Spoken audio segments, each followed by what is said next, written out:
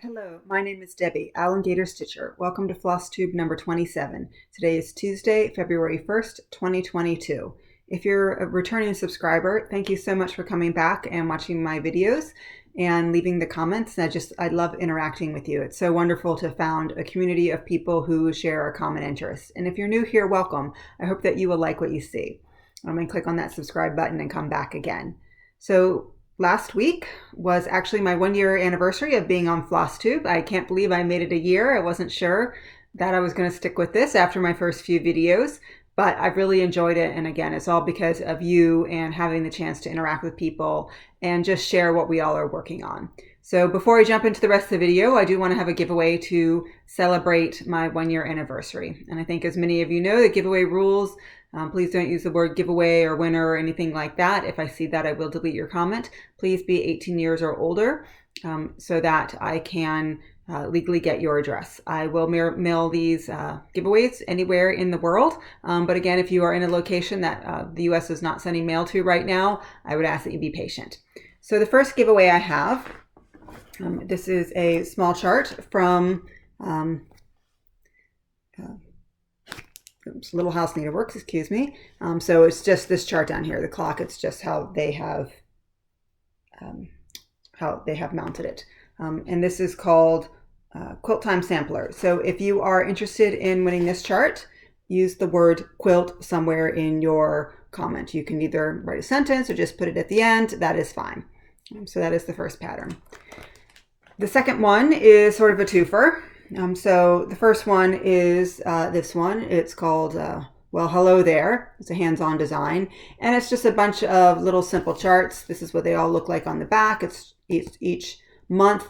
And then this is just the chart only, but you can get buttons to put on all of them. So that is something that if you're interested in doing this chart and you want to finish this way, I have seen several floss tubers working on them. I believe Steph from Just Keep Stitching is working on it, as well as EJ from the Sunshine Stitchers. Say that 3 times fast. So anyhow, that's the first part of the giveaway. And then the second part is actually a book that has nothing to do with cross stitch. It's called The Candy House by Jennifer Egan. And I want to give away from Goodreads for this book. So this is not a book that I paid for. But for some reason, they sent me 2. I only entered the giveaway once, but I got from 2 different locations the book. So I want to share the love with all of you. This is what they consider advanced copy. So while it is considered in its final edited form, theoretically, there could be changes later to this book. I don't think it is officially published until April 2022. I've not read the book yet, but I've read other things by Jennifer Egan. I mean, she's a fun contemporary writer. So if you are interested in getting these 2, just use the word hello. And again, if for some reason you don't want the book, just let me know and I'll keep it and give it away for another time. But those are my giveaways, so I hope that you enjoy them. And just one moment, I managed to unplug my computer and it definitely needs a charge. So in terms of cross-stitch things happening in my life, so I have my January stats and I had a very good month. I put in a little bit over 20,000 stitches, which is one of my highest months that I've had. I think I just had a lot of stitchy time as we've sort of stayed a little bit closer to home. But I did have a chance to get out over the weekend and I went down to Brick City Cross Stitch, which is the local needlework store, not in my town, but about 45 minutes away from here. And they had a meet and greet with finally a farm girl, Chrissy. And so it was really nice to have a chance to meet her.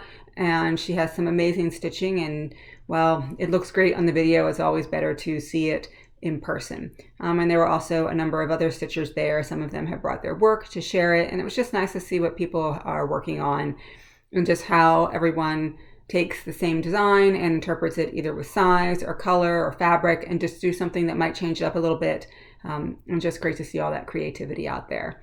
I also wanted to share something. My husband, the other day I was watching a video and he sort of wandered in and the person was actually talking about her planner and how she sort of with stickers and everything else. And my husband sort of just turned his head over and I said, no, don't worry. I said, I don't really, haven't gone down the sticker craze, but a lot of people do enjoy them. And he sort of said, cross stitching and stickers and everything is never going to be something that he is interested in, but he said he is always inspired, you know, when he catches snippets of videos, how creative this community is. And I definitely agree with him that yes, cross stitch is our passion, and sometimes we feel that we're just, you know, looking at a pattern and following the symbols on it and putting X's on our fabric, but we have so much choice that goes into it, and that creativity then bleeds over into other parts of our life as well. And I just thought that was sort of an interesting comment that I wanted to share with you.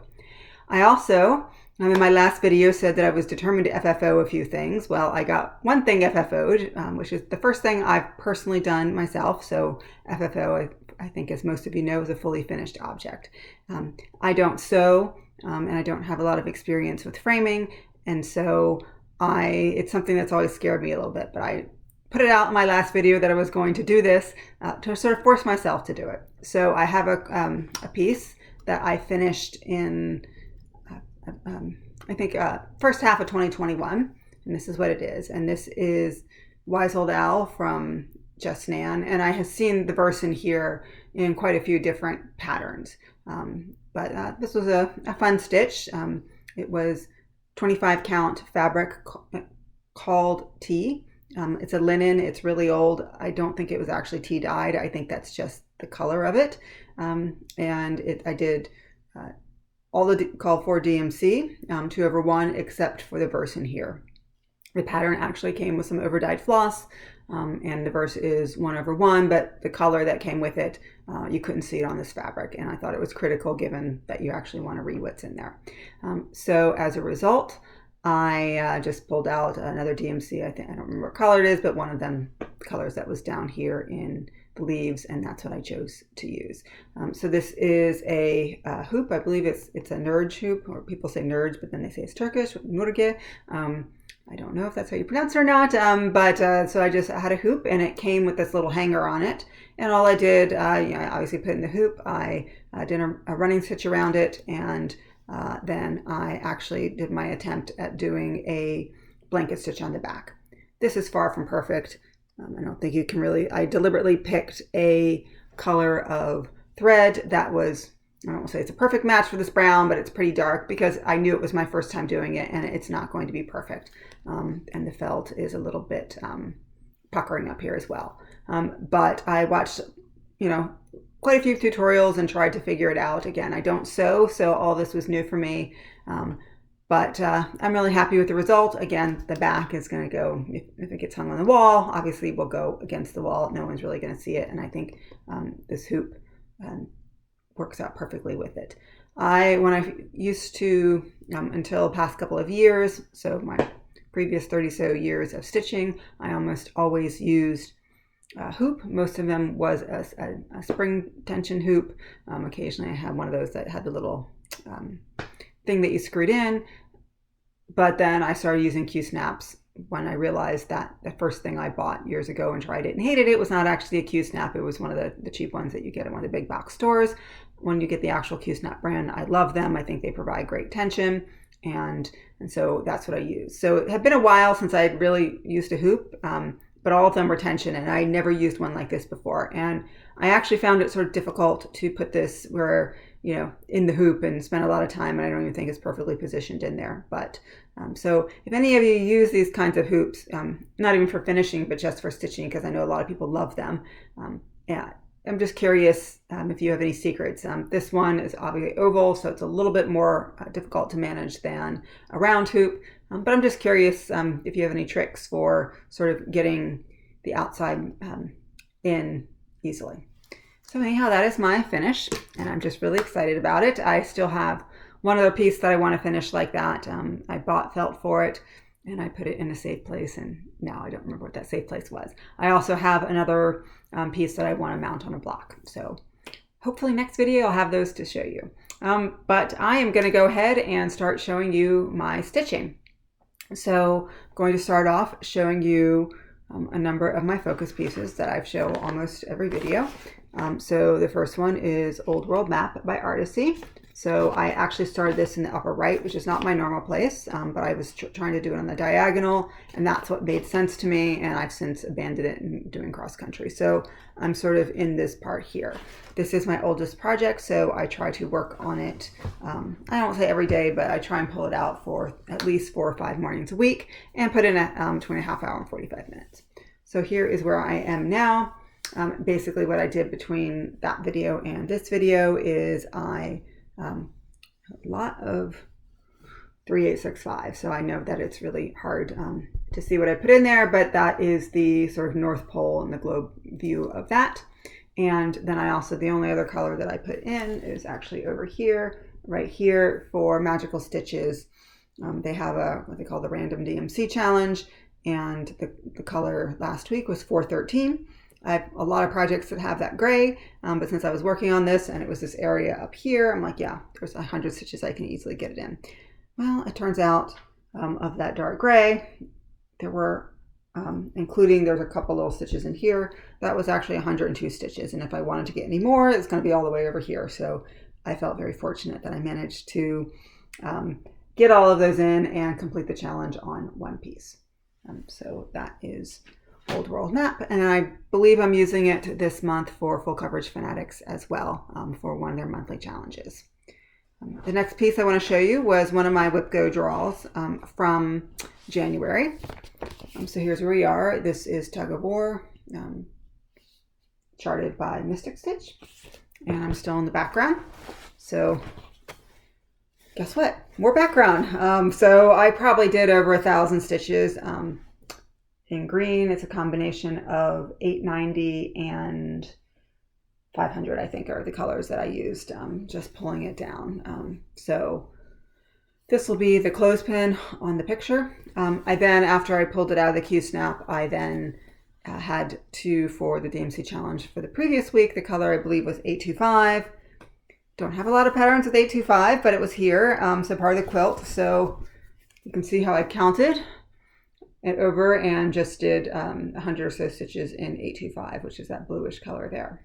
I think that's in there. I think that's in the camera. So that was, this is my fingers crossed I counted correctly. I tried to double check it multiple times, but again, if it's not, it's only 100 stitches that I need to pull out, which would be annoying, but it's not that big of a deal. I will know not to count off of those until I make sure that they are in the correct place. My next focus piece, which is my main focus piece for the year, is Cats in the Toy Box, charted by Heaven and Earth Design, artwork by Lesley Anne Ivory, and I'm sort of in the center right here. So here is where I am now on Cats in the Toy Box. So I just basically started pulling a lot of colors in the basket down here. Those colors also then were in the kitty's heads here, the kitty head here, this calico. So I did a lot on her, and I can't remember if last time I had pulled this, I believe is 3078, sort of a yellowish creamy color pulled, and that's one of the stuffed animals there. So I got over 6,000 stitches into this piece in January, and while I love working on it, I probably won't focus on as much on it in February, simply because obviously that 6,000 stitches that I didn't, put into something else. And while this will continue to be my focus piece and I will get a few thousand stitches in it, I probably will focus a little bit more on some other pieces as well to give them some love. Next piece is my second focus piece. This is Artecy's High Intensity, the cropped version, artwork by Agnew. And I really would like to get a finish on this year. So you can see this is where it is now. And I am doing a lot of work on the background here. So you can really sort of see the outline of where the jaguar goes. And really enjoying working on this. It's an easy stitch for me. It's in Pattern Keeper and I can just pick it up and go along. And it's especially much easier when I sort of have the base of the jaguar and I can work on him. Count and then just counting off from either the spots on the jaguar or now a lot of the background is in there, just count off and do it there.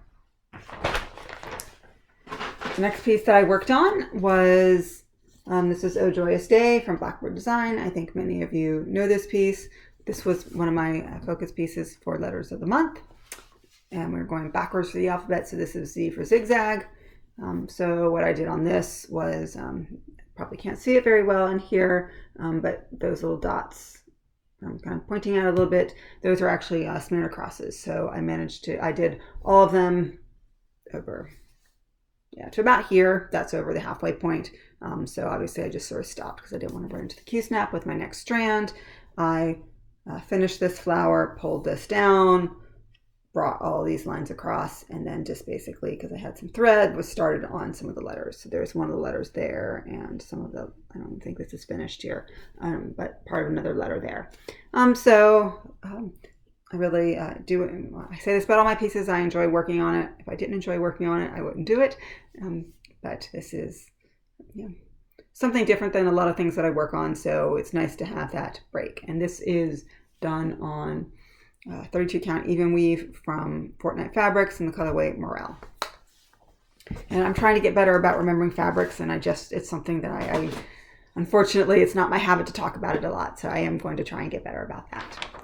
Next piece that I'm going to show you is Heaven and Earth Designs, Magic Study the Rainbow version, artwork by Rose Kahn. So this was a new start for me in the very end of 2021, and here's where I am. So I think last time I had done sort of here, and I just basically took this color, I think it's 820, and just sort of pulled it down here. So this is, I don't know if it's a moth or a butterfly or a dragon. I have to look more carefully at the picture to figure out what it is, but you can sort of see the outline of that. And then this is just the blue background.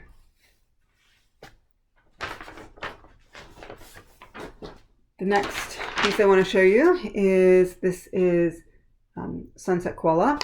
This is from the Cross Stitch Studio. This was another new start in the end of 2021.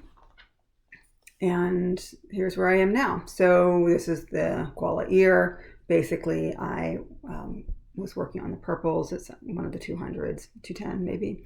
So I worked quite a bit on that. And then I think it's one of the 550s I also pulled out as well to continue to work on that. So not much to see right now. You can sort of see the shape of his ear, and that is it. This is in Pattern Keeper. The way that they have charted it, you can do all the background. It's just a solid white. I am not doing that, and I haven't seen anyone who is stitching this who is doing that. I think most of us just decided we'd rather spend our energies on the koala. But the great thing is, when you put it into Pattern Keeper, that means that you have 46% done before you even put your first stitch in. So it's not, while it is a large piece, it's not as large as quite a few of mine. Next one I have is Joan Elliott. This is the Water Goddess, or it's just Water Goddess, I don't think it's in, by Joan Elliott Designs. This was, I've shown this one before, but it was a new start towards the end of December 2021. It's going to be really hard to see what I did. Most of what I've put in since I showed you last was all of these stitches down here. This is a light blue Krynic, 194 I believe is the color. Surprisingly hard to find. I have gone to a number of my go-to sources online, and while they obviously have a lot of Krynic colors, that one is out of stock. I thought I found a place, put in the order, and 2 weeks later, I would say I put in 2 fancy flosses, this Krynic, and 2 patterns, and they came back and basically said, well, we've mailed 1 pattern and 1 skein of floss to you, but everything else is on back order. So, but when I went to Brick City, I was able to pick up a couple of spools of this Krynic, which is great because it has almost 2,000 stitches of this light blue, and it's going to be a lot of that Krynic has to go in, so it's good to have a chance to do that. I probably put in a little bit of, you can sort of see the light blue stitches here as well. I put in some of those as well. And I pulled that one out. It is my newest project. I started that, it was my last start in December 2021.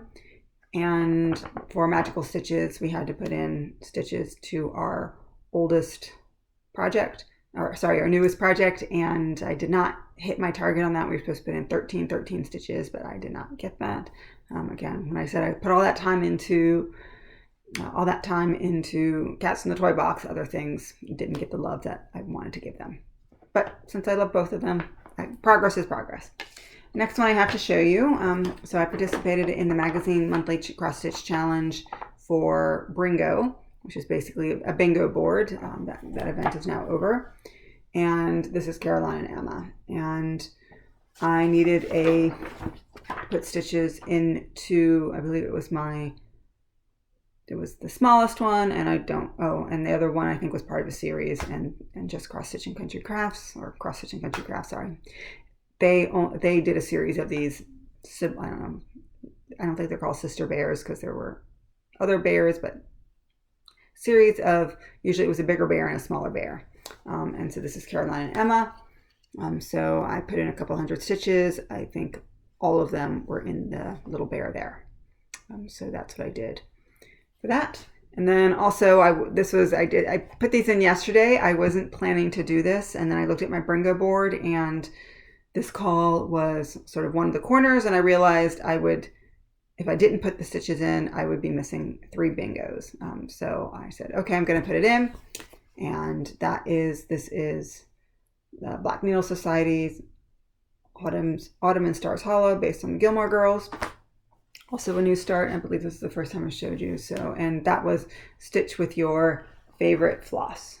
So here's where I am on this. The subscription, or sorry, not the subscription box, but the box that I got for Autumn in Stars Hollow, as part of it had some overdyed flosses from Color and Cotton. And while they weren't called for in the pattern, I thought I should need to at least put one of these in here, just sort of commemorate it. They all were limited edition. They had names. This one's called I'm All In. So I substituted that for Weeks denim, I believe. This is a little bit lighter than the denim, but again, it's just background. It's fine. But I learned that I really, really enjoy using the Color and Cotton. It just goes through the fabric very well, in my opinion. It's got a nice subtle variegation. You can sort of see that there. And I just really enjoy stitching with it. So that's why I said it was my favorite floss. And this is a 28 count piece of linen. This is a 95 by 95 square. But there's going to be 4 patterns. I assume that I will get all 4. I've got the second box on order, which we should get in the late spring, and I'll put them all on one piece of fabric. And then the last piece I want to show you is a little cake shop. So for Magical Stitches, I had to pull out my most colorful project, and this is a Max color. So I pulled that out, and I'm stuck in the confetti of the Max color. So quite a few of my stitches sort of went into this poster here. I was just starting to pull colors, so I'm not even sure what these things are supposed to be. But they're decoration on the poster, and then these are a stack of teacups. So I was pulling colors from these decorations as well as in the teacups. Sometimes there would be 4 or 5 stitches in this area that I would do, and then I have to go find another color. So it was a bit slow going. When it got boring, I'd pull one of the colors from up here. So that is all the stitching I have to show you. I did want to take an opportunity, because this question comes up a lot, about some of the games that I participate in. I do participate in a lot of cross-stitching games on Facebook, and I do that for 2 reasons. One, I enjoy sharing my hobbies with others and sort of getting involved with them. And then secondly, sometimes I do enjoy the prompts that sort of make me look at my projects in a different way. One of them I think must have been stitching on, I had something that said stitch on something with wings, and I really wanted to work on Magic Study. And so when I took a good look at it, I don't think I even noticed that there are little teeny tiny flying dragons in Magic Study. And so I was able to do that, and it just sort of forces me to look at my projects in a little bit different way. So I'm going to try to remember a number of the groups that I am in. I'm probably going to miss some of them. So there are a few that are team-based. So that includes, I'm in a Harry Potter group, and that is really stitching for numbers more than anything else. I am in Survival of the Stitchiest, again, usually stitching for numbers, and there's a number of events in that. There is one called Hell's Stitchin', which we are basically doing orders for a restaurant, and that's a team-based. I'm doing one called, and now the name escapes me. Oh, Floss in Space, which is, part of a team, and you're stitching for stitching basically to go explore new worlds. I'm doing Utopia, where we are basically, we are in old Europe, and we are trying to find a better place. I think we're moving around a map of Europe. I think that's where it stays. That one, again, it's mostly stitching for numbers, but we do from time to time have various challenges that we're doing. And that is probably one of my more sort of time sensitive ones. I mean, a lot of them are like throw stitches in by, this amount of time, but we generally can get it done. So those are sort of my numbers ones. And then there's also a lot of prompt ones out there between acrostics and sort of put stitches in based on what you're looking at. So that might be Magical Stitches, Mystery Year, Down Under Divas, Stitch in the Wild, I'm sure, and then things, Pop Culture, Magazine Monthly Challenge. So there are just tons of games out there if you're interested in them. Some of them are closed. They either opened up for a brief period, or they are that they just, because it's a lot of work for the admin and moderators, and I know I've said this before and I say it again, I really appreciate all the work that they all do. None of them are getting paid for doing this, and so it's just, I'm very thankful that they take their time and energy to keep the games fresh and exciting. So thank you to all of them. So that is so those are all the games. I do want to talk a little bit about my plans. So Jessie Marie called two new numbers. So one of the pieces that I'm going to be working on is Artecy's The Green Dancer. So here's where I am on this. It's a relatively small full coverage. So I have done to about here. Sorry, that's not a straight line, but there is the top 3 pages. Again, this is really not that big. This is an 18 count Aida. So my goal on almost on my whip goes, it's 1,000 stitches. And then I've already forgotten what my other whip go piece is. Oh yes, sorry, I didn't bring it over. It's Midnight Vigil. I didn't bring it over to show, I'm sorry. And then for letters of the month, W was called, sorry, I'm mixing up my games. Letters of the month, W was my letter as we're going back through the alphabet. So this is White Owl by Artecy. And here is where we are. So this is, the moon is sort of the center top. So I'll continue to work my way across the top. And then for the Magazine Monthly Challenge, the theme for February is food. And so I'm working on something called Autumn Blessings. I'm only doing this top part here. And as you can see, there are apples. So those are food that we eat. And then there's like an acorn, that's food for squirrels. And so that is Magazine Monthly Challenge is set your own goal. So I think my goal for this one is to put in 500 stitches. So whoops, it's falling apart. So here's where I am. And that's upside down. Whew, not having a good time with this one. So this is, I've done the center medallion and I've started to do some of the decoration here. So I haven't decided yet if I'm going to continue going this direction, if I'll move over in this direction. This is an 18 count Aida. It's printed. So it's got this lovely color on front. As you can see, it's white in the back. I don't know the name of the color. I got it in a giveaway, but it's a beautiful, beautiful color to stitch on, and I really enjoy working on it. So I will continue to use the games to help direct my stitching. Good thing is a lot of them are now starting to put out their prompts ahead of time, so it gives me time to plan and figure out what I'm working on. So I also have just a teeny bit of haul to show you. I picked up some sort of threads and other things at Brick City. But what I did pick up also at Brick City were 2 of the charts from the song, I think it's called the Songbird's Garden series. So this one is Joy, and this one is Gratitude. And so no idea when I'll start these, but I do really like this series from them.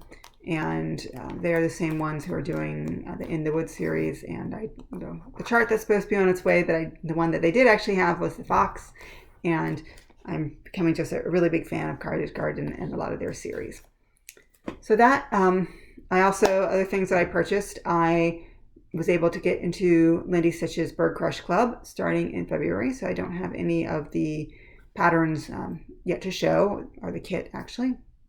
I think she mails that out the first of the month, which is today. So hopefully I'll get it towards the end of this week or early next week. I also joined, I got a pattern from Sapphire Mountain Handcrafts with the Stitching Book Club. And the book that she has done the mystery stitch along for is The Lion, the Witch, and the Wardrobe. And she did have a limited number that she was able to sell. I believe it was 1,200. As of a day or two ago, she still had a few available to purchase. She had to limit the number she could sell because the book is still copyrighted in the United States, where she is based.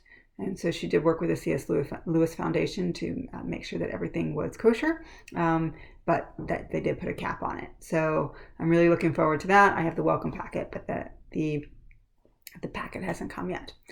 So that is all I have for stitching. I do have a few books to share with you, one book in particular. So as always, I do a lot of reading, but the one book I want to share with you is called A Woman Is No Man by Alif Rum, I'm not, R-U-M is how her last name is spelled. And it's a work of fiction, and it is a book about 3 generations of women. And it jumps back and forth between the 3 women. So there is basically the mother-in-law, her daughter-in-law, and then the child. So 3 generations that jumps back and forth between those 3 characters. And it starts with this woman who marries and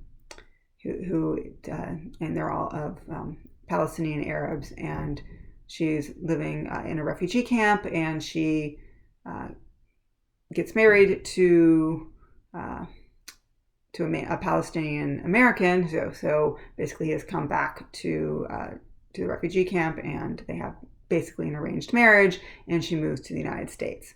And so while there are some reflections back to life in the refugee camp, really the bulk of the plot takes place in the United States. And you find out quite early on that she's like 18 when she gets married, and very quickly she has 4 daughters, and then she is killed in a car accident.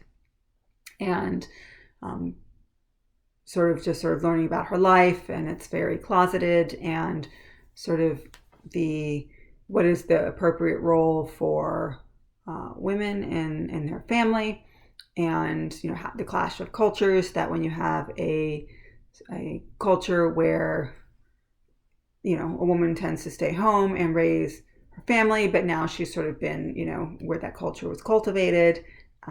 She's been removed from that. Now they're living in the United States, where yes, there are other Palestinians living in their neighborhood, but not the same way that if they were living back home. And so just some of the issues that arise, that alcoholism, abuse, and the author just and then the 4 girls, and the one girl, the oldest girl in particular, how she is dealing with living in the United States and the options that she has, and yet she's being pulled by her family in a certain direction. And the author handles a very difficult subject with a lot of sensitivity, and I think it's very well worth reading, and I highly recommend it. I've been watching things as well, and so one show we've only watched 1 episode of, because it's coming out weekly right now, is The Gilded Age. It's on HBO and HBO Max.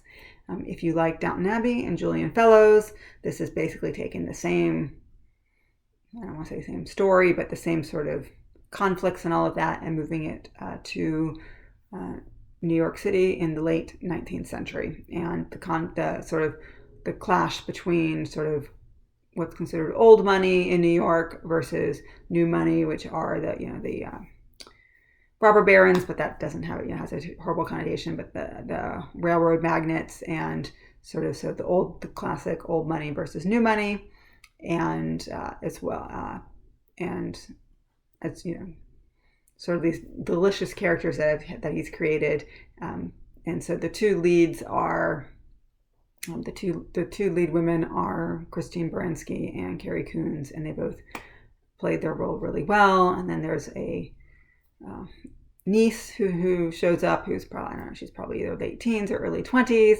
I can't remember the actress's name, but I do believe she is one of Meryl Streep's daughters. So it comes from obviously a great acting family, and sort of coming, because she had lived in the country with her father, and then when he passes away, she goes and joins her aunts in New York City.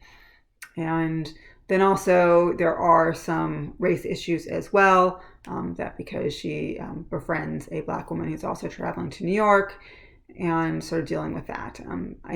My issue, I love Downton Abbey, but my issue with it is it whitewashes a lot of the issues, and I assume this is going to happen as well, that, everyone's going to have tension, and all of a sudden they're all going to get along, and the plot line's going to move forward. And I don't, things really aren't that simple, and people are probably not going, people don't overcome their stereotypes. So if you think about the equivalent would be in Downton Abbey, where you have the chauffeur getting married to the youngest daughter. Not that we're moving in that direction yet. There's only been one episode, but that sort of issue, that I think almost never really would have happened in England in the interwar period, and don't know what's going to happen here in this one. They're going to go in that direction or not, but I don't. But class divides and racial divides are not overcome that easily. So anyhow, that is all I have for you today. Thank you if you've made it to the end of this, and I look forward to hearing your comments, and don't forget about the giveaway. So everyone have a great couple of weeks, and I hope to be back in mid-February. Bye.